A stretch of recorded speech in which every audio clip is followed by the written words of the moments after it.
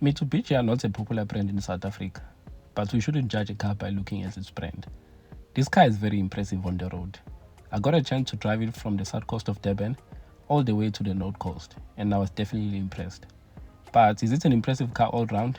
We will find that out during the course of this video. I will take you through the design of this car, we will look at its features, and finally we will discuss its cost of ownership.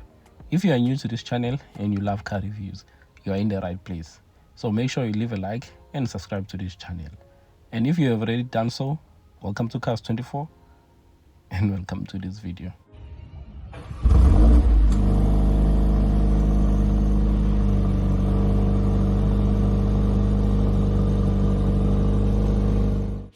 There are many partnerships in the car industry, which are aimed at reducing manufacturing costs by sharing resources. The Volkswagen Group does this to perfection.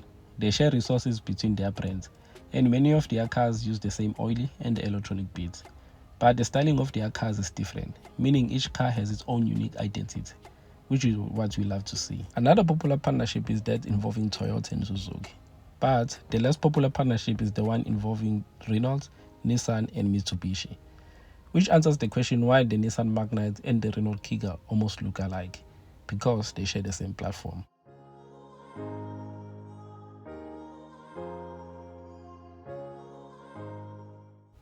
I'm mentioning this because the new Mitsubishi ASX looks exactly like the Renault Capture.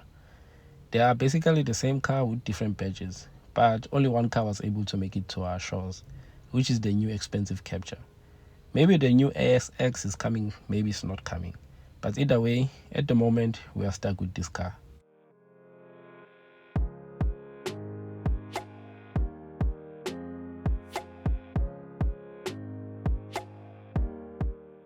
This Mitsubishi is attractive to a broader customer base.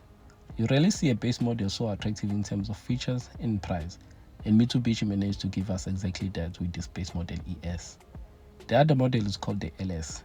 Both of these models are available with either a 5-speed manual or a CVT. This car right here is a CVT, and this gearbox is really impressive. It changes gears without you even paying attention. But the annoying part about it is that you have to travel all the way to Mozambique to reach drive from park. I don't understand why they didn't make it as simple like this one.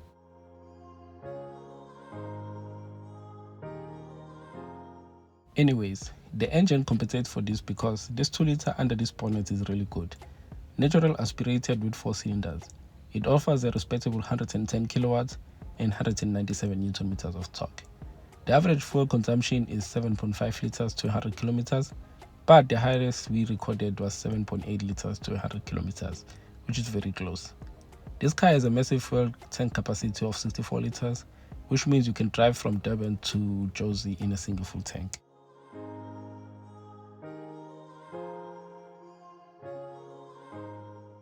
Moving on to the design of this car. The design is a mixture of a passenger car and an off-roader. This entry-level ES model greets you with LED headlights and LED daytime running lights, as well as LED fog lamps at the bottom. I'm impressed by what Mitsubishi has done here, because despite this being an entry-level car, there are no halogen headlamps, which are found in most entry-level cars. The front grille makes this front profile looks rigid and tough. That Mitsubishi logo doesn't do too much harm to this front end. Unlike the Renault logo, it just ruins everything. The side profile of this car has some old design vibes going on. It features roof rails with acceptable plastic cladding size, and it has folding side mirrors. This particular model stands on 16-inch alloy wheels, but they can go all the way up to 18-inch alloy wheels.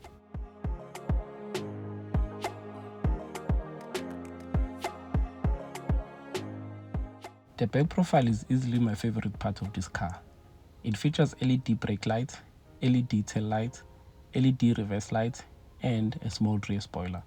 At the bottom, you have fake rear air vents, a fake diffuser, and rear parking sensors.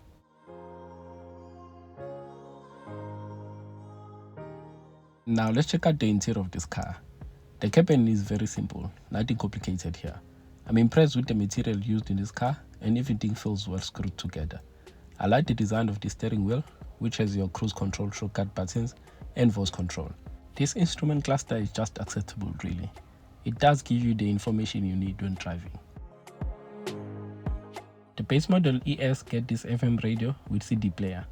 This infotainment screen is available as an optional extra, which obviously features Apple CarPlay and Android Auto, but is standard on the top of the range LS.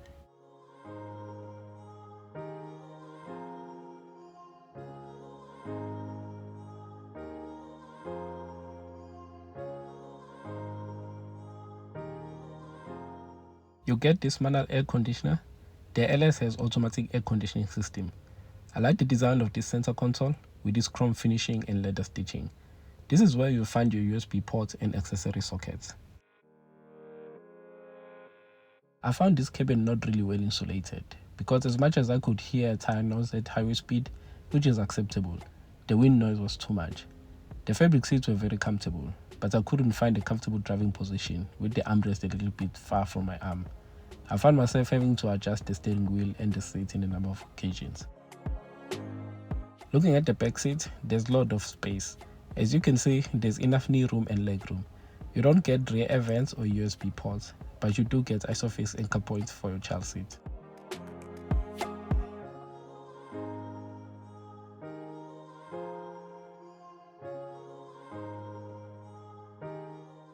The boot space is large with 406 liters of boot space, and it's flat, so loading up your luggage is not an issue.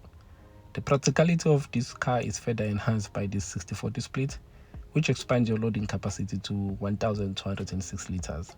And underneath your first floor, you get a space saver spare wheel, which is full size. Now let me tell you about this car's safety features. This particular trim has only 3 airbags. The LS gets 7 airbags. You get isofix child seat anchors, active traction and stability control, hill start assist system, anti-lock braking system, electronic brake force distribution, brake assist system, rear park distance control with a rear view camera on the LS. Quite a comprehensive list.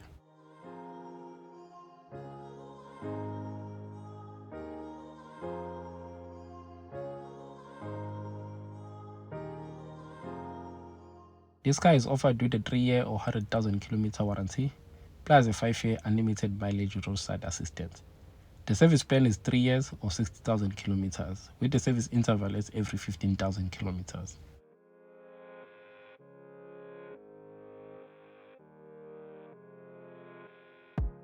Now onto the last bit, the pricing for this Mitsubishi ASX. This car starts from just under 400,000 at 390,000, with the top of the range Aspire CVT costing 470,000. The difference between the bottom of the range ES and the top of the range Aspire is a whole 80,000, but they do have the same 2-liter engine. Yes, you do get a better looking car, but all those features are not worth 80,000 extra. So this is one of the few cars where the bottom of the range offers more value for money than the top of the range.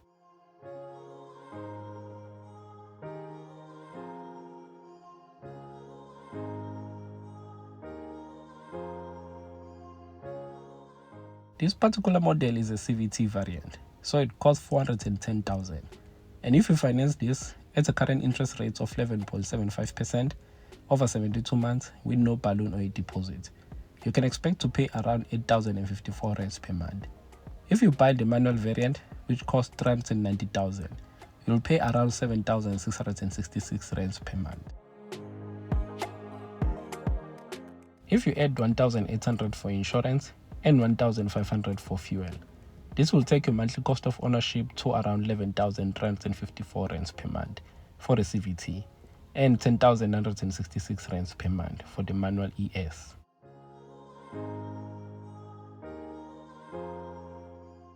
Cars are really expensive now. That's why I've started refreshing my cycling skills. Soon we won't be able to afford even the Picanto or the Quid. By afford, I mean really afford. I don't mean forcing.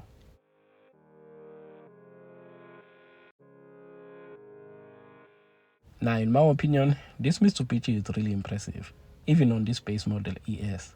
I'm really impressed by its natural aspirated engine and how well screwed the car is. Considering how the market is and where it is going, this car wouldn't be my first choice, but I wouldn't blame someone who's going for it.